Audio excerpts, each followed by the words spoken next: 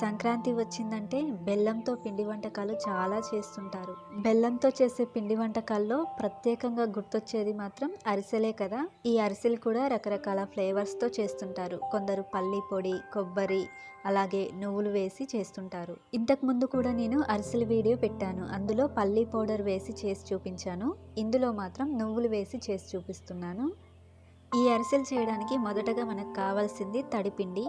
1.5 కప్పుల తడిపిండి తీసుకోండి. కప్పుకి నిండుగా తీసుకోండి.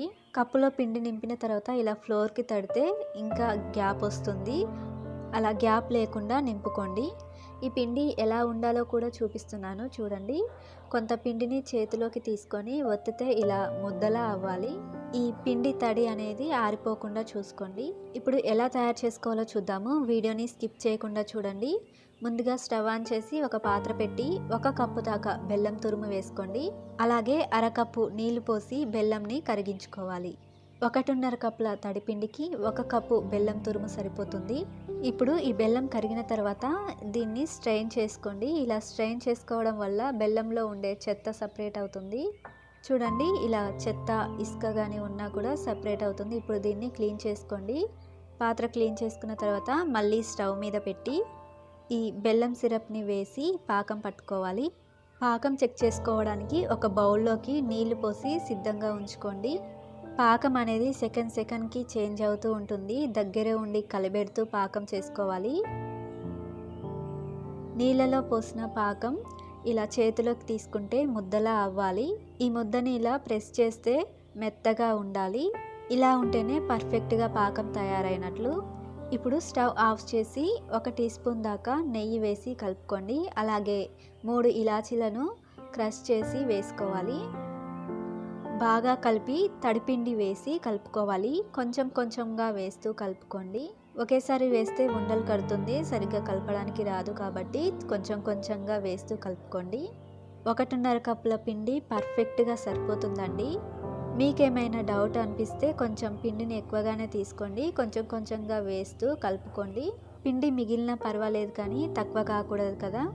ఉండలు లేకుండా బాగా కలుపుకున్న తర్వాత చూడండి, కన్సిస్టెన్సీ అనేది ఇలా ఉండాలి. ఇప్పుడు కలుపుకున్న పిండి ఆరిపోకుండా మరొక టీ స్పూన్ దాకా నెయ్యి అప్లై చేయండి పైన. ఆ తర్వాత కాసేపు చల్లారనివ్వండి. ఇప్పుడు ఒక బౌల్లోకి నువ్వులు తీసుకోండి. 1 టేబుల్ స్పూన్ దాకా నువ్వులు వేసి కొంచెం మజ్జిగ వేసి కలుపుకోండి. ఇలా మజ్జిగ వేసి నువ్వులు కలపడం వల్ల అరిసెలకు అద్దిన నువ్వులు అనేది ఊడిపోకుండా ఉంటాయి. అలాగే ఒక ప్లాస్టిక్ పేపర్ తీసుకొని దీనికి కూడా నూనె కానీ నెయ్యి కానీ అప్లై చేసి పెట్టుకోండి. ఇప్పుడు పిండి చల్లారిన తర్వాత ముద్దలుగా చేసుకొని అరిసెలు ఒత్తుకోవాలి. చూడండి, చల్లారిన తర్వాత ఇలా ఉంది. ఇది పర్ఫెక్ట్ అన్నమాట. ఇప్పుడు రౌండ్గా బాల్లా చేసుకొని అరిసెలు ఒత్తుకోవాలి. పల్చగా ఒత్తుకోండి. మీకు ప్లెయిన్గా కావాలంటే ఇలా ప్లెయిన్గానే చేసుకోండి. నేను నువ్వులు వేసి చేశాను. జస్ట్ ఒకటి మాత్రమే ఇలా మీకు చూపించడం కోసం ప్లెయిన్గా చేశాను. ఇప్పుడు నువ్వులు వేసి చూపిస్తున్నాను. పిండి ముద్దని మీకు కావాల్సిన సైజులో తీసుకొని ఈ బాల్ని మజ్జిగ కలిపిన నువ్వుల్లో వేసి అద్దాలి. చూసారు కదా ఎంత చక్కగా నువ్వులు పట్టుకుంటున్నాయో. ఇప్పుడు అరిసెల ఒత్తుకోవాలి. అరిసెలు క్రిస్పీగా కావాలంటే ఇలా పల్చగానే ఒత్తుకోండి. క్రిస్పీగా ఇష్టం లేని వాళ్ళు కాస్త మందంగా ఒత్తుకుంటే సాఫ్ట్గా మెత్తగా వస్తాయి.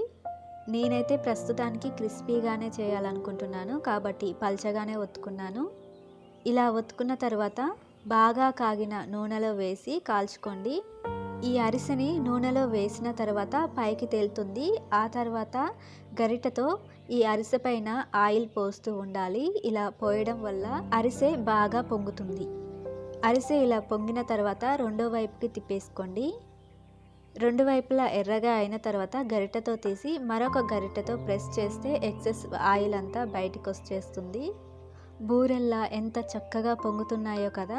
అరిసెని మరీ పల్చగా చేసుకోకండి. మరీ పల్చగా చేసుకుంటే విరిగిపోతుంది. ఇప్పుడు నేను చూపించిన విధంగా చేస్తే మాత్రం పైన క్రిస్పీగా లోపల కొంచెం సాఫ్ట్గా తలుగుతూ చాలా బాగుంటుంది. టేస్ట్ సూపర్గా ఉంటుంది. మీకు ఇంకా మెత్తగా కావాలనుకుంటే మాత్రం ఇంకాస్త ఇప్పుడు చూపించినంత దానికంటే ఇంకాస్త మందంగా చేసుకోండి. ఈ అరిసెలు నేను ఒక్కదాన్నే చేస్తున్నాను కాబట్టి ఇలా ఒక్కొక్కటి వేస్తూ కాల్చుకుంటున్నాను. కానీ ఇద్దరు కలిసి చేస్తే ఒకరు అరిసెలు ఒత్తుతూ ఇంకొకరు అరిసెలు తీస్తూ ఉంటే అరిసెలు త్వరగా ప్రిపేర్ అవుతాయి. మూకుడు కాస్త పెద్దగా ఉన్నా కూడా ఒకే వాయిలో 4-5 అరిసెలు వేస్తూ త్వరగా ప్రిపేర్ చేసుకోవచ్చు. మీరు గమనిస్తున్నారా అండి, అరిసెలు వేస్తున్నప్పుడు అద్దిన నువ్వులు అద్దినట్టే ఉంటున్నాయి, ఒక్కటి కూడా ఊడిపోలేదు. మీరు ఈ నువ్వులు నేను చూపించిన విధంగానే కాకుండా పాకంలో పిండి వేసి కలుపుకుంటాం కదా, అప్పుడే నువ్వులు కూడా వేసుకొని కలుపుకోవచ్చు. మీకు అలా వీలుగా ఉంటే అలాగే చేయండి, ఇలా వీలు అనిపిస్తే ఇలా చేయండి. ఓకే అండి, ఇలా ప్రిపేర్ చేసుకున్నట్లయితే మీకు పర్ఫెక్ట్గా అరిసెలు వస్తాయి. మొదటిసారి చేసే వాళ్ళు కూడా పర్ఫెక్ట్గా చేయగలుగుతారు. ఇంకా మీకేమైనా డౌట్స్ ఉంటే కామెంట్ చేయండి, తప్పకుండా రిప్లై ఇస్తాను. మీకు ఈ వీడియో నచ్చినట్లయితే ఈ వీడియోని లైక్ చేసి మా ఈ ఛానల్ని సబ్స్క్రైబ్ చేసి రెగ్యులర్గా ఫాలో అవుతూ ఉండండి. చూడండి అరిసెలు ఎంత పల్చగా వచ్చాయో, ఇలా చేసుకున్నట్లయితే క్రిస్పీగా ఉంటాయి. ఒక్కసారి ఇలా ట్రై చేయండి, మీకు తప్పకుండా నచ్చుతుంది. అండ్ ఇంతవరకు కూడా ఓపిక్గా చూసినందుకు మీ అందరికీ కూడా థ్యాంక్ యూ వెరీ మచ్.